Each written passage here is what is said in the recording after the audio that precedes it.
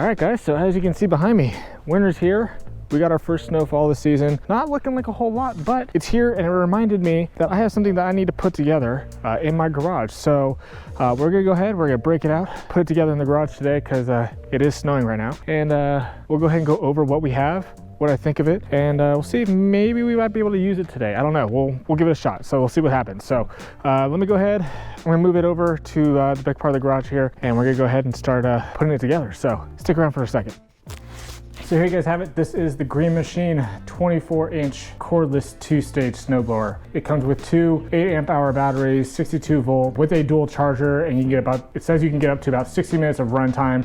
You get 24 inches clearing, 20 inch of depth, and it can throw all the snow up to about 50 feet. It has a steel auger, remote control chute, self-propelled drive, heated hand grips, and the brushless motors. Really kind of cool, and it also does come with that 5-year limited tool warranty and 3-year limited battery warranty on all the machines. We're gonna go ahead and see how quick and easy we can go ahead and set this up. Let's go ahead and break this open. So here is our dual charger. Pretty awesome compared to the other ones. You only have the single charger. But the cool thing about these batteries is that if you already have the awesome Green Machine products, you already have the chargers that totally work. But dual charger looks pretty awesome as well. Basically looks like, you know, the original chargers kind of hooked up back to back. So pretty cool. What we're gonna do is we're gonna go ahead, get this plugged in and get these machines, or get the batteries going. But you know, pretty cool looking charger right off the bat. What I obviously see different, and is probably not possible with the other charging stations, is you can't really wall mount this. So this will have to be on some type of desk or the ground somewhere. So it works, but you know, you got some nice handles in there. Really cool features. I imagine it's gonna work just the same as, you know, their regular chargers. Then of course we have our two 8-hour amp batteries right here. These are definitely heavier than the other batteries that come with the machines or their other machines. So a little bit chunkier, I'm sure. But, oh yeah, a little bit chunkier. But as you can see, ooh, man, look at these. These are hefty boys. Still have those USB ports in there. Coming in with a 2-bar charge right off the bat. So we're gonna go ahead and get these charged up. We got 2 of them, you know, coming in here. So here's your second one.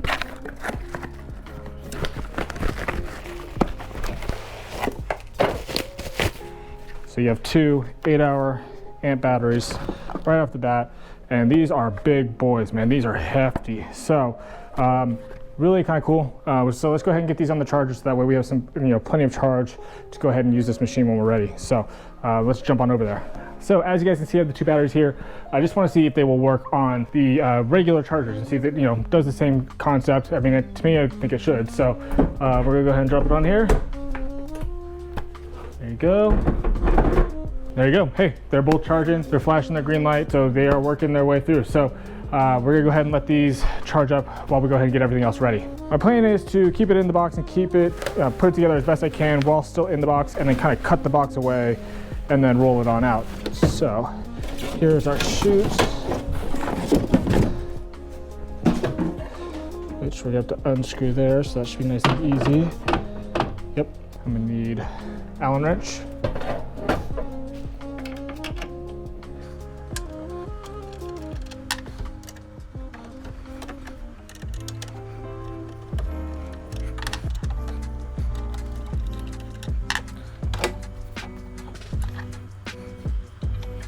So the next course of action is to be cutting off this back panel. I think it's to be the easiest way to go ahead and get these handlebars on and installed, and then we'll go ahead and get it pushed out. Looks pretty easy though. Okay, and now that we have the back panel cut off, pretty simple. All we're gonna do is take off the bolts here. You can see these here. And we'll go ahead and remove the clamps and bolts, and then pull the handlebars up, get it adjusted, and get it installed. And then we'll just go ahead and take these, put them off to the side.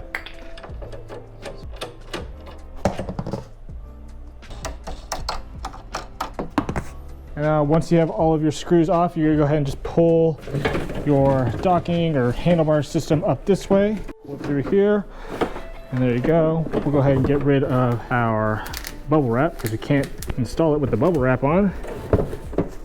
So you have 3 different heights that you can go ahead and set your handlebars up to, whatever is best for you. So the top one here will be your shortest, the bottom one here will be the highest up. I'm gonna set up, I think, right there in the middle, kind of just playing around with it. It felt like that was the most comfortable for me.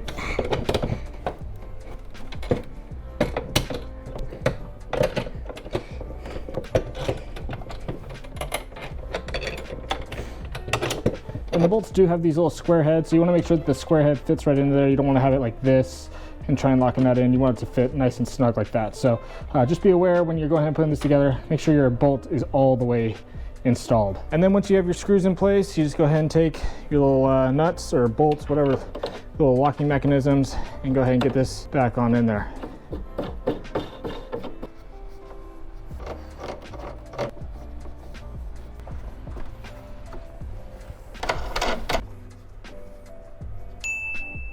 All right, so everything looks like we are in good standing. It's all put together. Let's go ahead and get it out of the box and really see what this thing can do.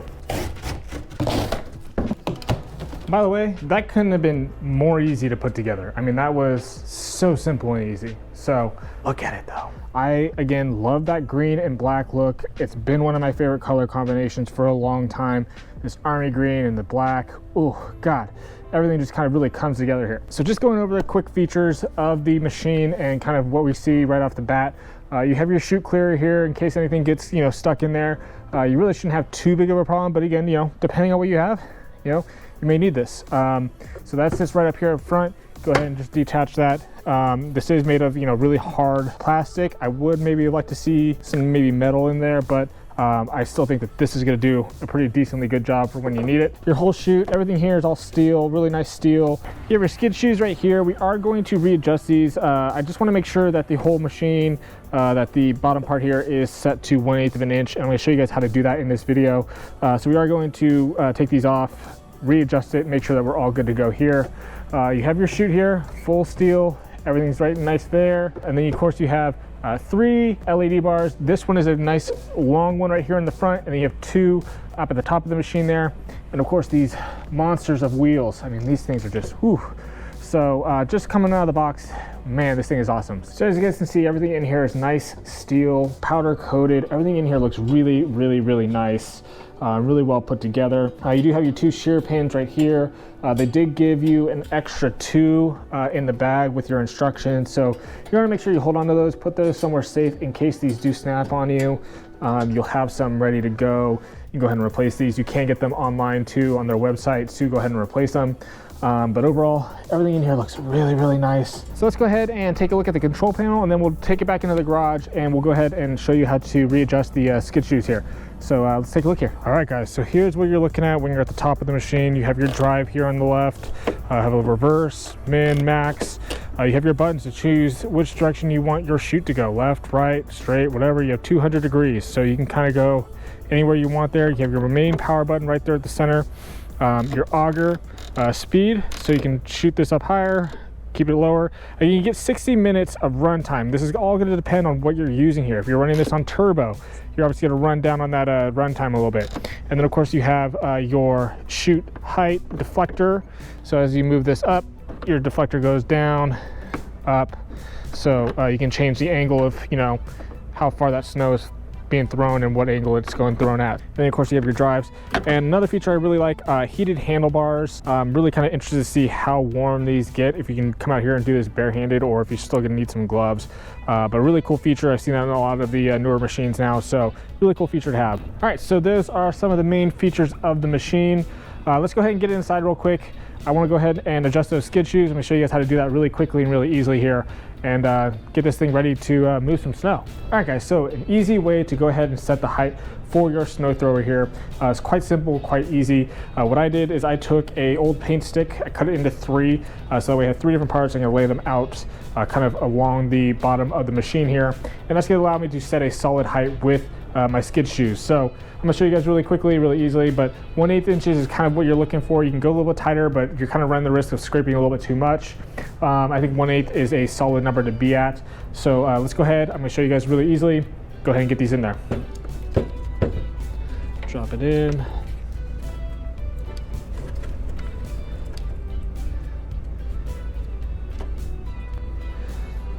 And easy done. All right guys, so the reason you want to readjust the skid shoes here is because these kind of can get moved around in shipping. Sometimes they're often, not put on exactly straight when you go ahead and buy the machine. So it's always best to go ahead and take these off, reset your machine, get it to set to the right height, and then go ahead and put them back on. So all you need is a nice socket. Go ahead and get these off. So let's go ahead and grab that right now. We'll go ahead and get both of these off and then reset the height. So this is a 12mm socket, so it should attach just perfectly.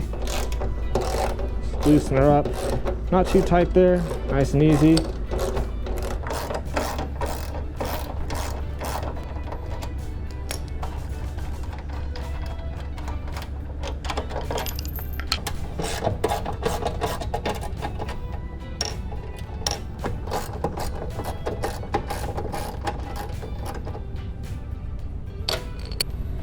That's nice and down. I'm not gonna take this all the way off at this point. It's nice and down, so we're actually gonna tighten this one back on up.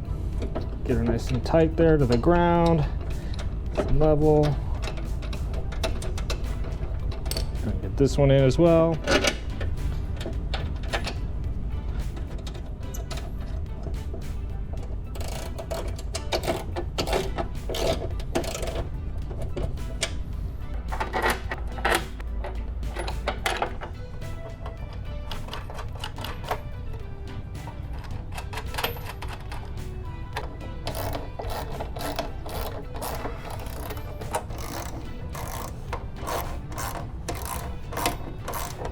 We are all set up now, and we are set to 1/8 inch, just where I want it to be. Machine's ready to use.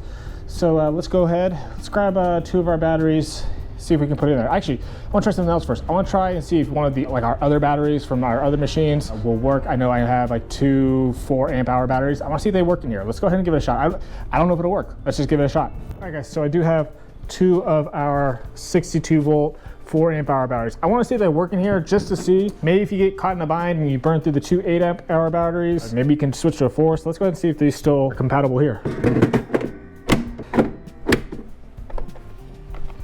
We got plenty of juice there. Let's see if she powers on.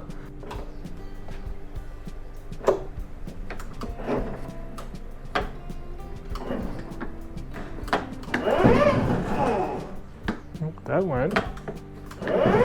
All right guys, so based off what I'm seeing here, the 4-amp-hour batteries just don't have enough juice to really get this machine going. I'm not surprised. Obviously with something this big of, this magnitude, the 4-amp-hour batteries just weren't enough. I mean, really think about it. 2 of these batteries equals 1 of the batteries that it comes with. So we're gonna wait a little bit, see what happens with our other batteries, that they should almost be done charging here soon. And then we'll go ahead and get them plugged in and see what we're working with here. But I'm really excited to kind of see all the features come around with the machine. All right guys, so our 2 8-amp-hour batteries are fully charged. It took maybe about an hour to get a full charge, and they were about halfway charged when we got them. So, these are bigger batteries. They're gonna take a little bit longer, but that still is very, very quick for these batteries to use. And you're gonna get, a good hour's runtime on them if you're using this thing properly. So let's go ahead and drop these in, see what we're working with. All right guys, so here are the controls. Everything here is really clean, easy to use. You have your drive, your auger speed.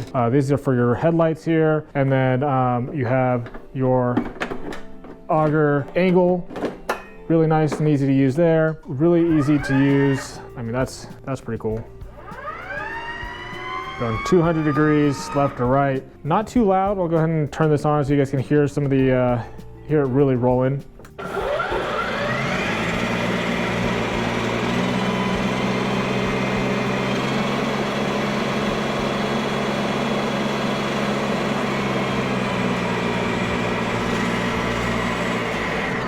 It's not too loud. Obviously you're outside, so not gonna be a big deal. And then let's go ahead and see how fast we can really get this thing going.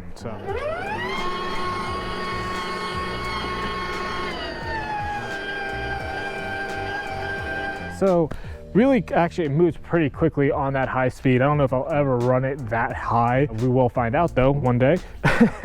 But overall, it is a solid piece. I love it. The handlebars do get nice and warm while the machine is working, and I actually do like that. Almost to a point where you don't really even need gloves, but I'm probably still gonna wear gloves. I was just recently found out that I have Raynaud's disease, which kind of sucks because it's cold and I get a lot of pain in my hands when that cold weather comes out. So having these heated handlebars, oh, that's gonna be a lifesaver when it comes out to plowing the snow out of the way. But some other features I really like about this snow thrower is that it is actually relatively light. It is easy to go ahead and move out of the way if you don't have the batteries in. You don't need the batteries in to go ahead and move it. It's actually quite easy to go ahead and just lift it up and push if you need to move it a couple feet, or move it out of the way a little bit. So I do like that feature a lot. The headlights are absolutely awesome. They are super bright. I'm excited to finally get some snow.